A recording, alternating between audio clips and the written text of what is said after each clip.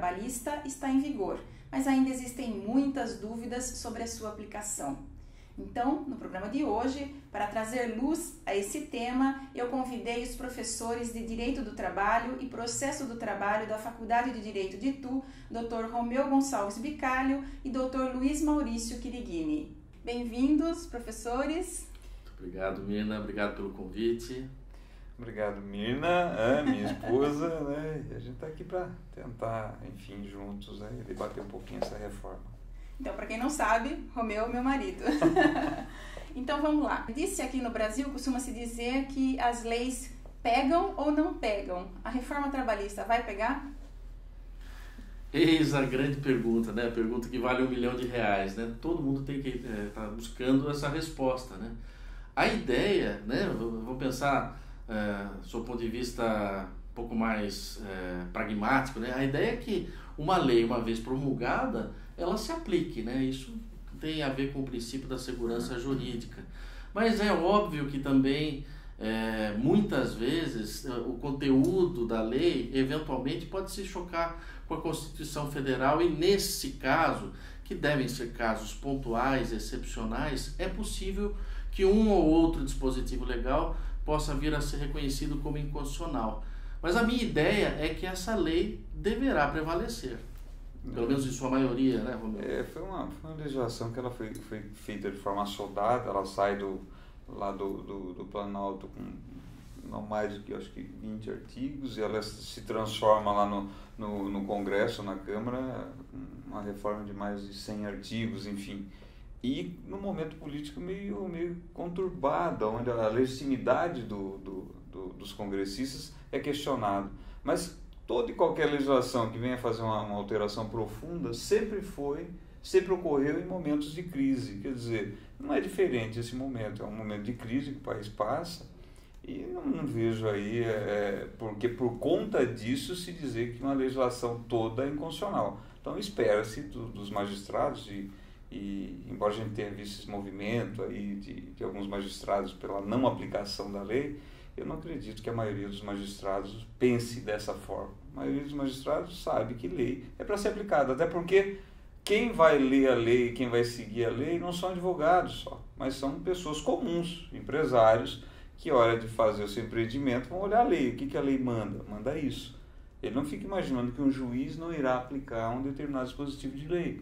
Causa insegurança jurídica. Não é tremendo. Então, esse discurso de não aplicação da lei, ele gera uma insegurança jurídica tremenda. Mas foi um momento. Me parece que agora os juízes, os próprios juízes, o presidente do TST, Dr. Ives Gandra, já se manifestou, olha, a lei tem que ser aplicada. Então, houve esse movimento de resistência, o que é normal, porque é uma legislação mais pró-empregador ou pró-empreendedorismo, o que contraria um pouco aquela ideia de direito de trabalho protecionista, né? Houve uma flexibilização das normas, mas me parece que agora está todo mundo já sentando. Primeiro vendo que já não é tanto assim, né, Maurício? Eu também acho, Romeu, que por outro lado, né, é um absurdo se pensar na ideia de extinção da Justiça do Trabalho como se veiculou, né? Apesar da Justiça não ser rápida, a Justiça do Trabalho é a mais célere dentre todas as justiças. E se ela eventualmente for extinta e houver a migração da Justiça do Trabalho para a Justiça Federal, isso será o caos. Isso realmente será o caos. Então, essa contrapartida realmente não deve ser levada a sério. A reforma agora é fato, mas na opinião de vocês, ela era necessária? A nossa legislação trabalhista ela vem sendo reformada ao longo dos anos. Então, falar que a CLT de 43 é a CLT de 43, não é. Não. A CLT sofreu inúmeras reformas, né? De forma gradativa, pontual, mas ela veio se alterando. O que ocorre é que, assim, há muitas realidades que o mundo trouxe, né? Que, enfim, esse mundo globalizado vem trazendo, e que precisava ser uma adequação da legislação. Eu entendo, por exemplo, o teletrabalho, que é uma das reformas, é um dos pontos da reforma, né? Uma das inovações. Não existia previsão legal. E toda vez que você não tem uma regra clara de como proceder diante de uma determinada situação, gera insegurança. Então, o investidor, o empresário, ele trabalha com uma certa margem de risco, né? E a hora que ele olha a margem é muito grande, ele deixa de empreender. Por exemplo, esse ponto eu acho que foi um ponto saudável. Regulamentou-se o teletrabalho, né? A regra está lá, né? Daí, à medida que os juízes vão aplicar, a gente tem que tomar um pouquinho de cuidado, porque é algo novo e você vai pegar uma lei nova e entregar para um juiz que pensava de um jeito diferente até então. Leva um pouquinho de tempo para todos os operadores. Quanto tempo, assim, mais ou menos, uma lei demora para se fixar? Olha, a jurisprudência ela hoje tem se atualizado cada vez mais rápido.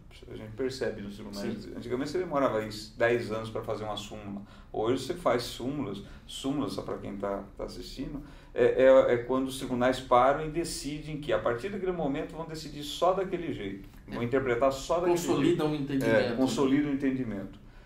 Hoje você tem súmulas sendo produzidas aí em 1 ano, 2 anos, o que também não sei se é muito saudável.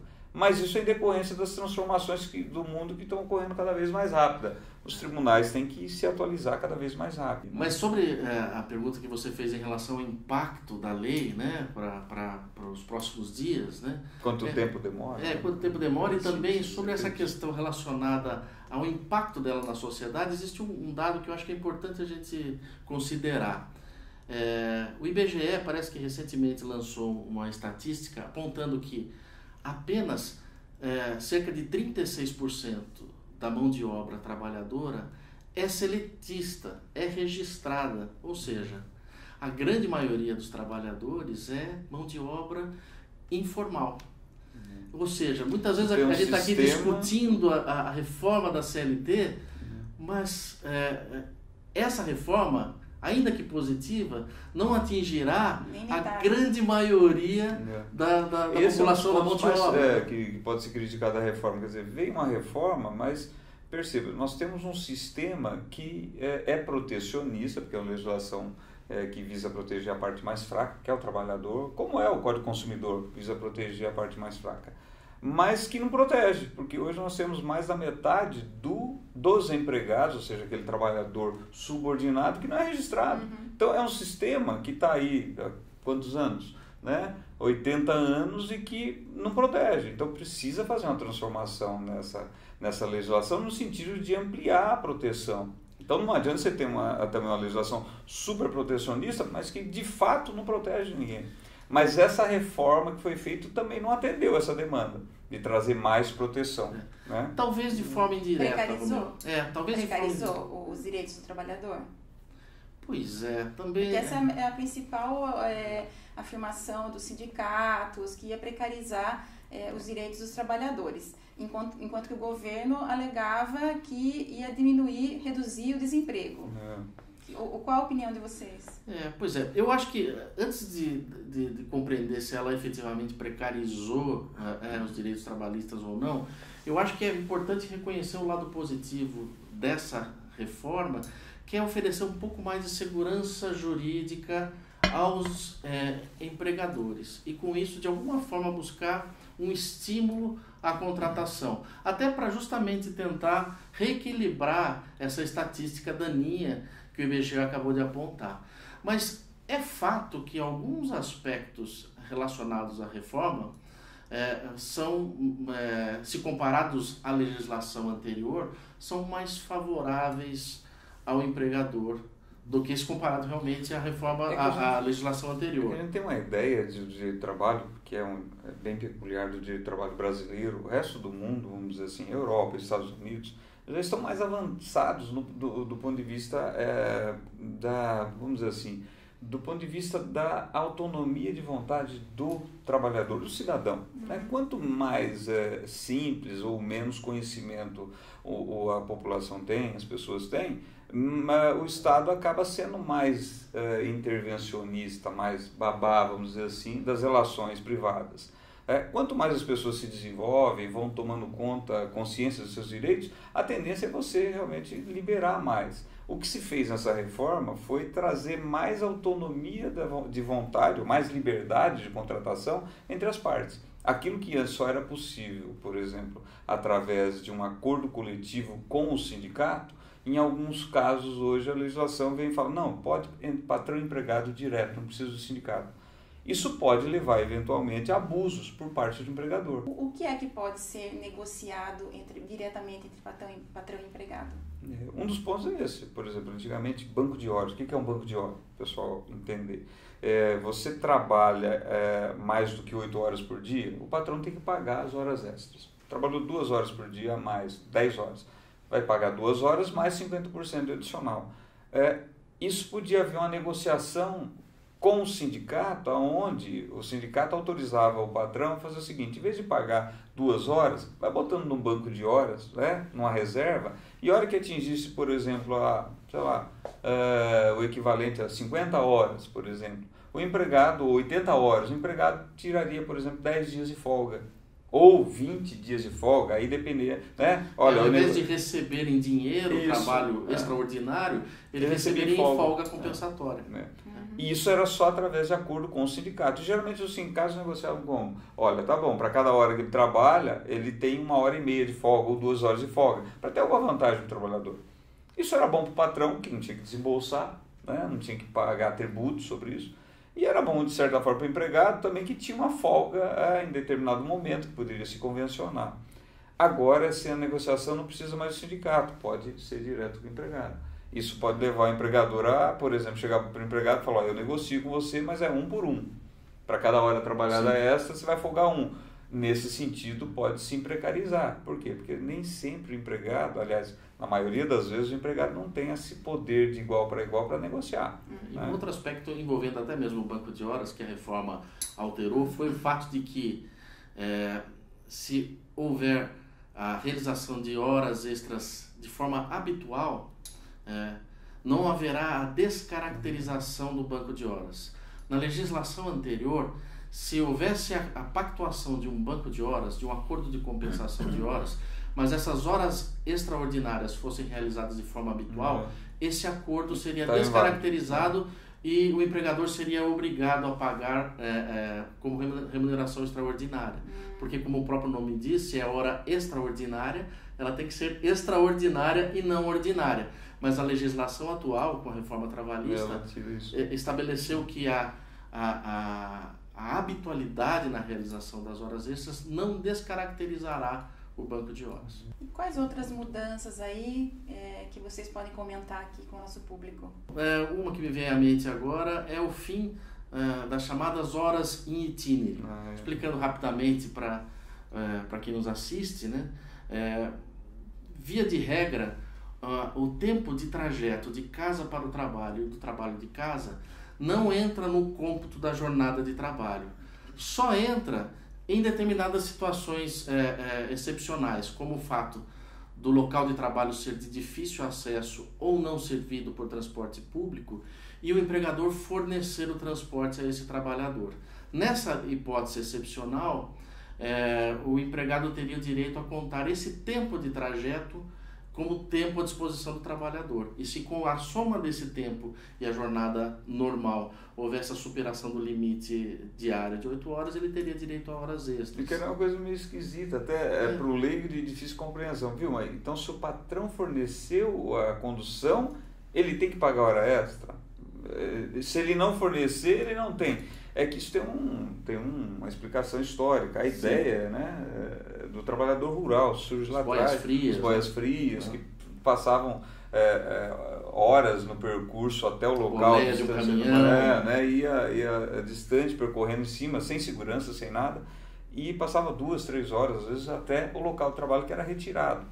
Só que isso foi transportado para o trabalho urbano também. A jurisprudência se formou nesse sentido. Depois veio a reforma, alguns anos atrás, trazendo para dentro da CLT esse direito, né? E isso causa certa incompreensão para algumas indústrias que estão localizadas próximos ao perímetro urbano, mas um pouco retirado, e realmente às vezes você não tem ônibus circular, transporte público, que passe ali a toda hora. Né? Mas tem, às vezes, o transporte público, mas que passa em horário incompatível. Então o trabalhador tem que sair de casa muito mais cedo para chegar meia hora, 1 hora antes lá, e tem que ficar esperando a sua entrada. E a reforma extinguiu, né? A reforma acaba, a partir da reforma, esse período de trajeto no transporte particular ou dentro do ônibus fornecido do empregador não é mais considerado tempo de trabalho, portanto não é mais remunerado, né? Essa é uma reforma que você pode dizer foi em prejuízo do trabalhador, porque antes ele tinha esse direito. Sim. E agora não tem mais. Né? A questão do teletrabalho que você já mencionou, né, o chamado home office, né, era uma prática que não havia legislação que tratasse a respeito desse tema. Isso. Hoje já há um capítulo inteiro da CLT que trata desse aspecto e que oferece segurança também para o empregador de contratar sob essa modalidade sem que ele incorra em risco de pagamento de horas extraordinárias em excesso. Enfim, essa foi uma mudança bastante interessante. A legislação veio dizer que quem trabalha em teletrabalho, ou seja, trabalho à distância, com o uso de equipamento, tecnologia de informática, principalmente, ele não tem direito a horas extras. E aí tem que tomar um pouquinho de cuidado, não sei qual é a sua opinião, Maurício, mas assim, a lei diz que ele não tem direito ao trabalho, mas o que sempre caracterizou a retirada do direito a recebimento de horas extras é a impossibilidade de controle de jornada. O patrão não tem esse controle, não tem como controlar. No caso do teletrabalho, existem equipamentos que possibilitam o patrão a controlar o horário. Se o empregador for utilizar desse meio de controle, ele pode estar incorrendo em horas extras depois. Sim. Então a ideia do teletrabalho é o quê? Não exigir hora certa para o trabalhador trabalhar. Liberdade de tempo. Uma liberdade de tempo empregado. Se o empregador começar a controlar, por exemplo, câmera de vídeo, né, para controlar o horário de trabalho, viu? Há controle, entendo eu não sei qual que é o seu entendimento, Maurício, mas eu entendo se houver esse controle, se o patrão quiser exercer esse controle, o que passar de 8 horas trabalhadas tem que pagar como horas extras. Muito embora a lei diga que não tem direito a horas extras. Me parece que seria a melhor interpretação do Parece que em outros países, se não me engano, na Alemanha, existe até um sistema para trabalhos home office, em que o computador da empresa fornecido ao empregado é automaticamente bloqueado após o horário suposto de trabalho. Essa é uma forma de se evitar realmente um passivo trabalhista relacionado a horas extraordinárias. Mas perceba, isso é um controle. É um controle que você acaba estabelecendo o horário. Né? Mas sim, seria até mais seguro do que deixar a liberdade para o empregado falar, então, você vai trabalhar de tal hora até tal hora, e o equipamento trava naquele horário. É uma certeza que ele não estaria realizando horas extras. Você vê que as coisas ainda estão assim, em aberto. Estamos engatinhando nessas novidades, né? Essa é a verdade. O interessante do teletrabalho, eu participei no início do ano de uma banca de uma mestranda, e a dissertação de mestrado dela é justamente sobre teletrabalho. Ela trouxe um dado interessante de Portugal, que já tem o teletrabalho há algum tempo, e lá ela me disse o seguinte, que existe uma nova doença ocupacional, é a depressão por isolamento social. Olha só. A pessoa que fica trabalhando em casa, ela é separada, né? Ela é privada do convívio social do ambiente de trabalho. Quer dizer, mundo novo, problemas da modernidade, doenças novas, problemas. Viu? A mente humana, o ser humano é muito complexo, né? Outro aspecto que alterou e trouxe uma inovação, né, ao direito do trabalho foi a figura do trabalho intermitente, né? Algo que não havia na legislação anterior. Isso é importante explicar um pouquinho para o nosso público. Muito difícil até mesmo da gente compreender, porque a gente não vivenciou ainda esse trabalho. Talvez a gente só o compreenda melhor quando ele estiver na prática sendo adotado. Isso foi realmente uma quebra de padrão. Sim, ou seja, é a possibilidade de se contratar um trabalhador para que ele não trabalhe na modalidade da habitualidade, mas que ele possa ser contratado para determinados horários flexíveis ou para determinados dias flexíveis. Ou seja, isso dá uma mobilidade para o empregador, né?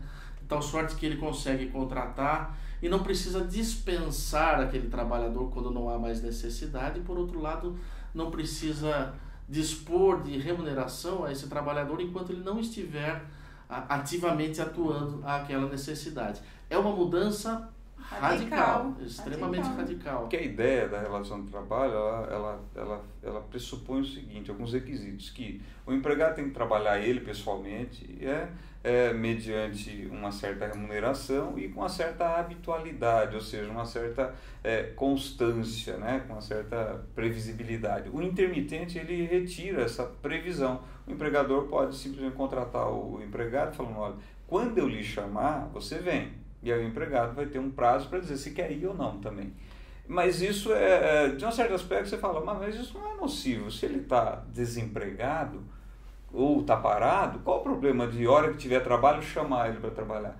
É que, veja bem, se já é precarizado o trabalho no Brasil, registrado na forma que está, o que alguns doutrinadores e os juízes trabalhistas principalmente pensam é o seguinte, viu? Se eu abro essa possibilidade, aí que as pessoas que antes contratavam, registrando tudo bonitinho, pagando um salário mensal mínimo por mês, vão começar a fazer isso, usar dessa possibilidade.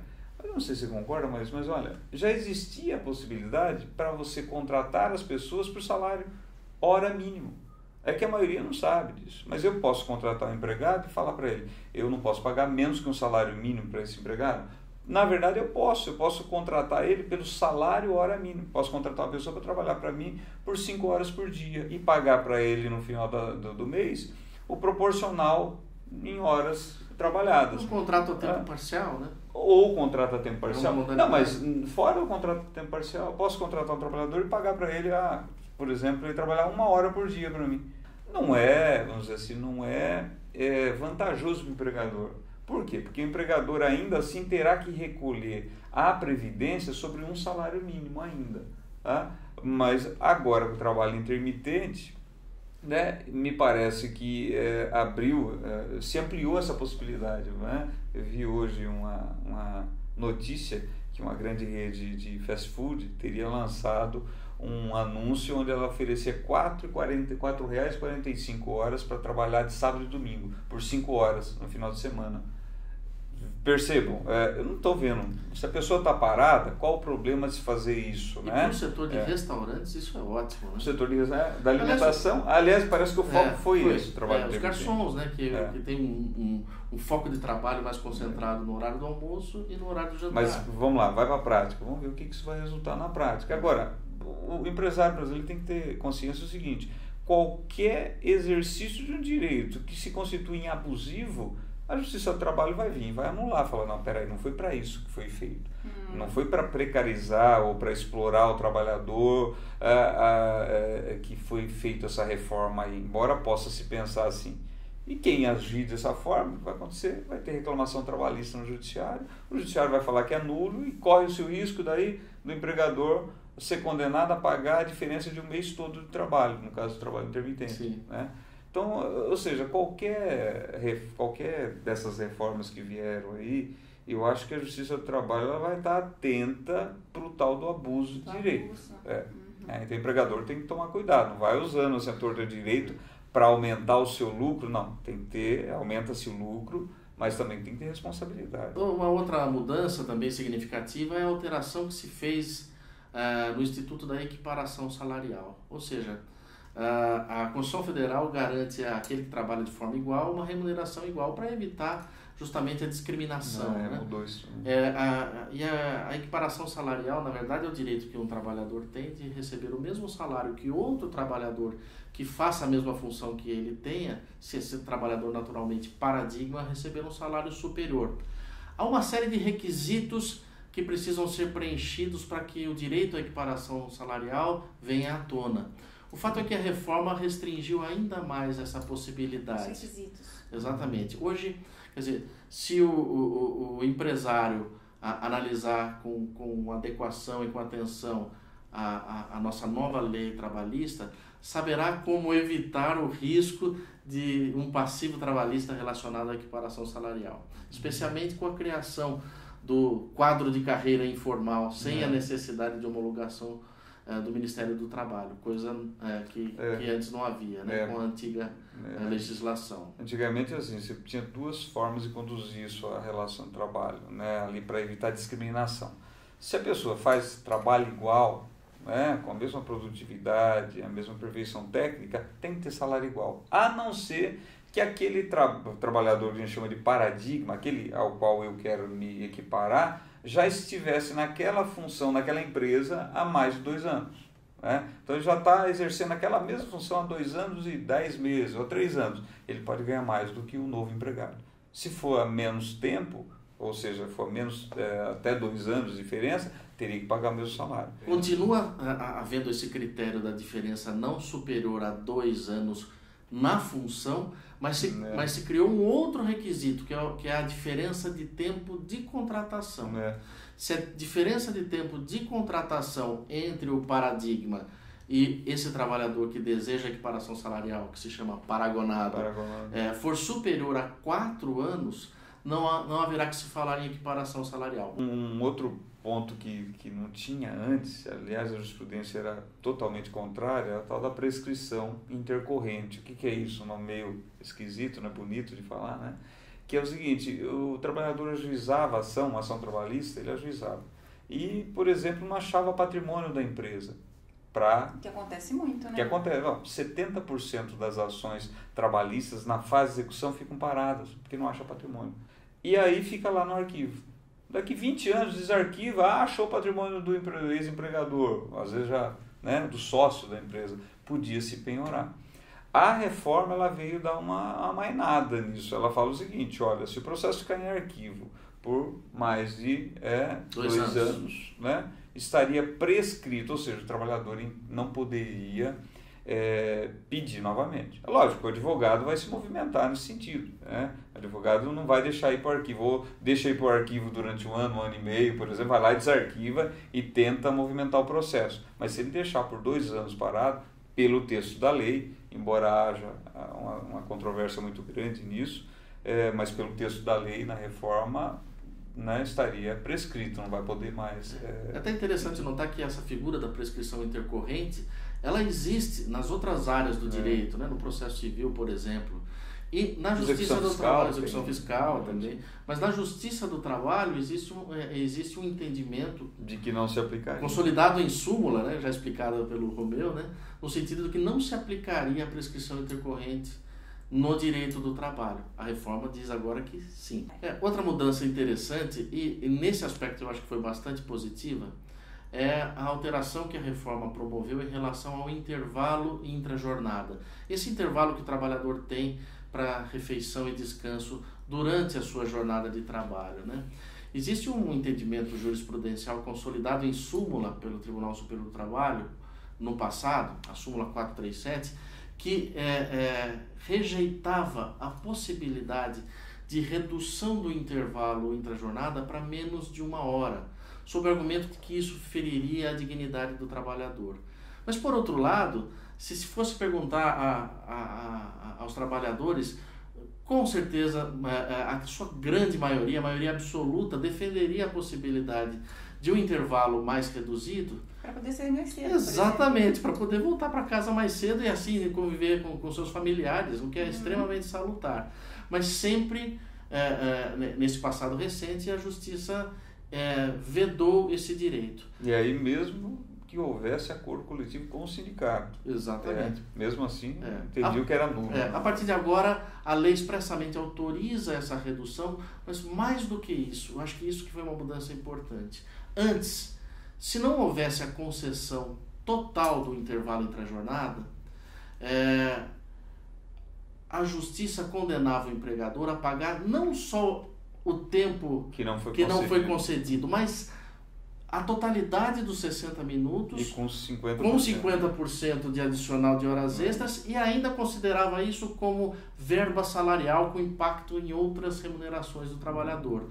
Hoje, expressamente, entende-se que se não for concedido totalmente, integralmente o intervalo entre a jornada, o empregador somente deverá remunerar o tempo que não foi concedido. Naturalmente com adicional de horas extras, mas não considerando esse pagamento como de natureza salarial. Se o sindicato achar que o ambiente de trabalho é precário, que não permite conceder meia hora só de intervalo, prejudicial para o trabalhador, porque a empresa sequer tem refeitório, por exemplo, não vai fazer o acordo. Agora, dizer que fez o acordo, por exemplo, e depois condenar o empregador a pagar aquilo que não concedeu e aquilo que concedeu, mais 50%, era uma punição sobremaneira. E muitos juízes provoca enriquecimento sem causa, né? Em detrimento do empregador. É uma perspectiva que você pode adotar, mas qualquer um que você, tanto para o leigo como para vários juízes que a gente conversa, os próprios juízes falam, puxa, mas tem súmula, eu não posso decidir contra, embora eu ache isso injusto. Eu acho que nesse ponto eu também concordo com o Maurício. Nesse sentido, a reforma caminhou no sentido da razoabilidade. Eu não acredito que conceder meia hora vá precarizar as relações de trabalho. Vocês puxaram aí duas figuras que eu queria comentar um pouquinho mais, que é a figura do advogado e do sindicato. Queria que vocês comentassem o que muda aí na atuação dos sindicatos e dos advogados agora com essa reforma. Em relação aos advogados, o que acontece assim, nós tínhamos até hoje o que a gente chama de ius postulante da parte. O que significa isso? Que para ir para a Justiça do Trabalho, você não precisa contratar advogado. Você pode chegar lá no balcão da Vara do Trabalho, olha, eu queria fazer uma reclamação contra o empregador, que nem a gente faz no juizado especial, né? De pequenas causas, você também não precisa de advogado até um determinado valor. Na Justiça do Trabalho, qualquer causa, independente do valor, você pode, e ainda pode, né, ir lá sem advogado. Só que a legislação veio e falou agora o seguinte, se a parte tiver advogado, entrar com a sua ação apoiada por um advogado, se ela perder a causa, perceba, né, haverá o que nós chamamos de sucumbência. O que é isso? A parte que perder a demanda trabalhista será condenada a pagar honorários advocatícios para a parte contrária.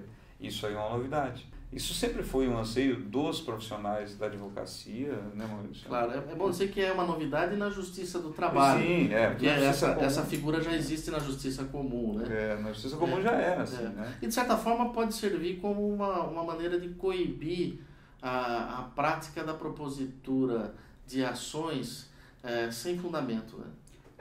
Embora, esse... Tipo assim, vamos ver o que dá. Vamos ver o que dá. Vamos agilizar não perco nada, não tenho risco nenhum. Quem milita na Justiça do Trabalho sabe que isso existe e não é tão raro assim, né? Então, por exemplo, você vai pedir 10, vamos pedir 50, né, para assustar, vamos pedir 100 para assustar e a gente faz um acordinho. Tal. Era uma forma do advogado ver e proteger o interesse do cliente, não vamos descartar isso também. Eu peço 100 porque daí ele vê, pelo menos ele paga os 10 que ele deve.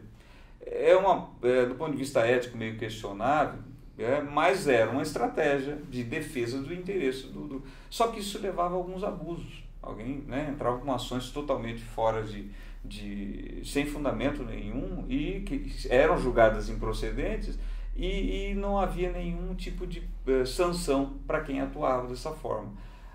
Agora não, agora vai ter. Se tiver advogado, o trabalhador vai entrar na justiça e se ele perder a ação, ele será condenado a pagar honorários de advocacia de sucumbência, ou seja, de que varia aí até 15% do valor da causa para o advogado da empresa. E vice-versa, se a ação for julgada procedente, a empresa será também condenada a pagar até 15% de honorários para o advogado do reclamante, o que não tinha antes. Antes isso aí só existia para advogado de sindicato. Se fosse advogado particular, não tinha. É um jeito de tentar moralizar um pouco, né? Não sei quais serão os efeitos práticos. Eu acho que isso só não pode, por exemplo, inibir, servir de cerceamento do direito de acessar o judiciário.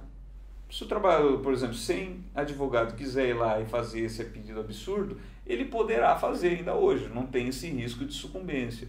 Agora, se ele tivesse sido por advogado, pressupõe que ele tenha mais esclarecimento.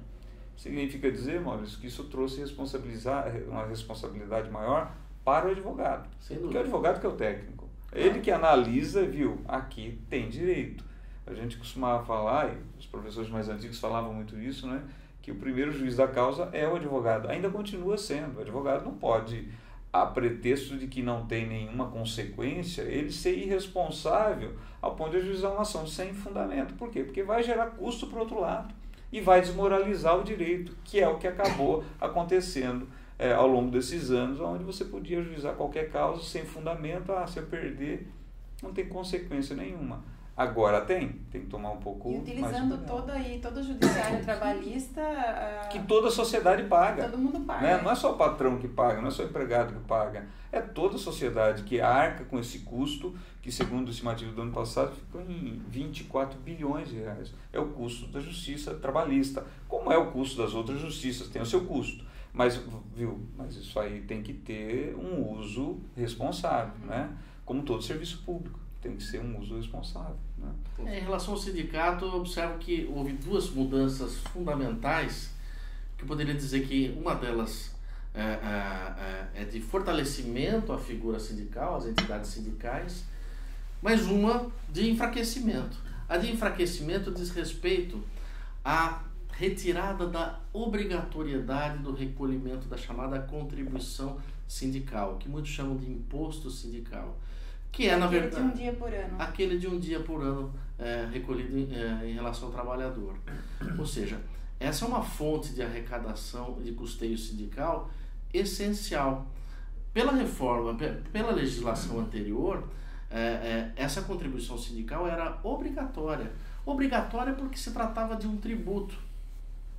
Com a reforma, retirou-se essa obrigatoriedade de recolhimento da contribuição sindical, ou seja, só será possível descontar do salário do trabalhador o valor correspondente a essa cobrança se houver uma autorização expressa desse trabalhador. É óbvio que haverá uma redução drástica na arrecadação do custeio sindical. Esse é um lado que naturalmente enfraquece, sob o ponto de vista econômico, as entidades sindicais. Mas, por outro lado, como a gente já disse há pouco, houve um fortalecimento daquilo que é negociado entre as empresas e as entidades sindicais em relação àquilo que é legislado. De certa forma, deu-se maior força às negociações sindicais. Esse é um aspecto realmente positivo. Eu vejo essa questão do sindicato, ela é muito peculiar no Brasil. O Brasil é um dos países onde prevalece a unicidade sindical, que é o quê? Só pode haver um sindicato por base territorial. Se aqui, por exemplo, em Salto, Itu e Indaiatuba tiver um determinado sindicato de uma categoria, não pode ter outro. O resto quase do mundo inteiro é pluralidade sindical. Você pode ter quantos sindicatos você quiser e vence aquele que conseguir mais associados, tiver mais representatividade. A legitimidade é desse que tiver mais associados. O Brasil, nós temos hoje atualmente em torno de 17 mil sindicatos e é unicidade sindical. Só para ter uma comparação, num país de proporções do Brasil, Estados Unidos, nós temos lá, se não me engano, em torno de 150, 200 sindicatos. Na Alemanha, Nossa, que é metade, vai lá, na Alemanha 80 milhões de habitantes, nós temos 20 sindicatos, não é 20 mil. Quer dizer, alguma coisa está. E lá, nesses países, é pluralidade sindical. Então, existe alguma coisa errada. Mas por quê? Porque a verdade é que o nosso trabalhador, o cidadão brasileiro, não tem consciência ainda dos seus direitos. E se tem, não exerce esse direito. O sindicato nada mais é do que uma associação dos trabalhadores. O trabalhador tem que ir lá e bater na porta. Viu, diretor, presidente, olha, eu vim aqui, estou com um problema na empresa. Viu, vamos lá, vamos agitar, vamos ver o que está acontecendo. Hoje, a única barreira que existe entre o abuso do empregador, né, e o direito do trabalhador é justamente o sindicato. Porque a Justiça do Trabalho não está no meio, ela está na ponta. Aonde que ele tem que se socorrer para evitar o abuso? É justamente o sindicato. E aí, agora, talvez, Maurício, com essa faculdade de contribuir, né, talvez o trabalhador comece, os diretores de sindicatos comecem a ir até as empresas para conscientizar mais os trabalhadores, e os trabalhadores comecem a sentir falta de um trabalho efetivo do sindicato. Por quê? Porque se não houver contribuição, vai acabar o sindicato. Ninguém sobrevive de vento. Tem que ter contribuição. Tem uma estrutura deles também. Tem uma estrutura que tem que ser mantida. É a fonte principal de arrecadação. É a fonte principal ainda. Então, e mais ainda, qualquer outra fonte é de forma contributiva, facultativa. Quer dizer, se não quiser contribuir, não vai contribuir. Por mais que você possa fazer críticas ao Sindicato do Brasil, mas sem eles a coisa vai aí realmente ficar séria. Então, me parece que esse é o principal ponto de precarização do direito de trabalho brasileiro, foi o enfraquecimento ou a possibilidade do enfraquecimento dos sindicatos. Tá? Olhando para o lado do trabalhador, hoje o sindicato ainda na nossa região aqui, ainda é o grande esteio, né? O grande pare dos abusos. E com relação à redução do desemprego. Vocês acham que essa reforma realmente vai trazer mais empregos? Podemos ter essa esperança? Podemos. Eu acredito que sim. Eu acho que, não talvez num primeiro momento, porque naturalmente o empresário vai aguardar como é que o Poder Judiciário irá lidar com essa nova legislação. Mas uma vez estabilizado esse entendimento em relação ao que prevalecerá e o que não prevalecerá, eu tenho certeza que isso oferecerá maior segurança jurídica para que o empresário possa contratar mais mão de obra sem os receios que havia com a legislação anterior. Então eu acho realmente que existe uma esperança de mais empregos, para que a gente possa mudar essa estatística tão nefasta que eu citei há pouco. Romeu? Então eu não vejo assim, eu não vejo a questão do aumento ou diminuição de vagas de emprego atrelada à legislação trabalhista, que acaba, né? Maurício tem razão, todo e qualquer fomento positivo à criação de empregos é bem-vindo, mas eu não vejo assim essa criação de vagas relacionada à relação de emprego. As pessoas vão ter vagas de trabalho não dependendo da economia, né? Então esse discurso também de que vamos mudar a legislação trabalhista para aumentar vagas de emprego não me parece muito coerente, Maurício. As pessoas continuam trabalhando. O que acontece é que você tendo uma legislação muito hermética, muito fechada, muito rigorosa, as pessoas trabalham, mas informal, né? É o que você falou, 30%, 40% só registrado e o resto, 60%. Onde que está? No mercado informal, mas trabalhando. E isso, a economia voltando a crescer, essas vagas vão aparecer. E é lógico, economia aquecida, as pessoas tendem a registrar um pouco mais. Mas se a legislação continuar sendo inflexível, as pessoas fogem. Por quê? Porque a hora que eu registro, eu gero tributo para a empresa. Então, o empresário ele é pragmático, ele faz um cálculo. Bom, se eu registrar, se eu não registrar, eu vou pagar quanto de tributo? Se eu não registrar, eu não pago. Se ele entrar na justiça, eu corro o risco ainda de fazer talvez um acordo e aí ele faz matemática, né? E eu estou dizendo assim, do pequeno empresário. Os grandes empresários, multinacionais, não tem esse problema, né? O problema é que hoje no Brasil nós temos em torno de números redondos aqui, não são exatos, em torno de 20 milhões de empresas no Brasil, dos quais, né, em torno de 5% apenas são multinacionais. 95% são pequenos e médios empresários, que empregam em torno de 55%, 60%. Olha bem, 5% das multinacionais, das grandes empresas, empregam quase 50%. Os outros 50% dos empregados são gerados e ocupados, disponibilizados por micro e pequenos empresários. É essa fração aí de micro e pequeno que faz essa conta de chegada aí. Se você tem uma legislação muito hermética, muito fechada, muito rígida, esse pessoal foge da legislação e vai se virar depois. São pragmáticos, né? Então, quer dizer, essa legislação aí, se ela veio hoje, ela vai aumentar ou não o emprego, eu não tenho muita esperança, não, em razão da legislação. Se a economia não mudar, não adianta que não tenha novas vagas de emprego, né? Eu queria agradecer, então, a presença dos dois professores da FADITU, do Romeu, meu marido, do Dr. Maurício, amigo. Obrigada por todas essas informações que vocês nos passaram. Um tema difícil, né, no momento, porque ali estamos pisando em ovos, não sabemos ainda como é que vai ficar, né, toda essa reforma, a aplicabilidade dela, mas enfim, obrigada para os dois, viu? Obrigada, levem meu abraço lá para os alunos da FADITU, escola que eu também frequentei, muito obrigada, viu?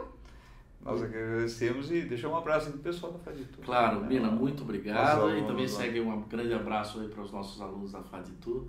E foi realmente um prazer aqui e muito obrigado pela oportunidade. Prazer foi meu, obrigada. E obrigada a você que me acompanha pela ITV Canal 24 da NET e pelo YouTube já há 3 anos. Olha, a gente se vê na semana que vem, sexta-feira, eu tô de volta. Beijo no coração para você.